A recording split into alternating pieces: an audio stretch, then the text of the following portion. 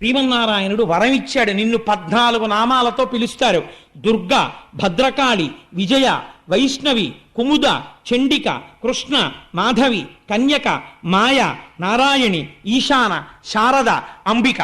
భాగవతాంతర్గతంగా ఈ 14 నామాలు ఎవరు వింటున్నారో ఆ విన్న వాళ్ళందరికీ ఏతించి చూచి చెలగుచు, అలాంటి వాళ్ళకి, నిన్ను చూసిన వాళ్ళకి, ఈ నామం విన్న వాళ్ళకి, ఈ పేరు పలికిన వాళ్ళకి దేశంలో నువ్వు ఎక్కడెక్కడున్నా నీకు రక్షించడం తప్ప ఇంకోటి తెలియదు, అలా రక్ష చేస్తావన్నావు అన్నారు.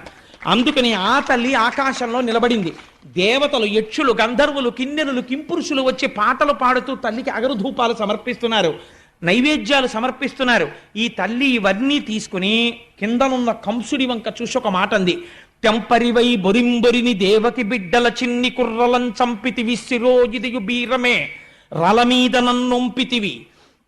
ఓరి దుర్మార్గుడా,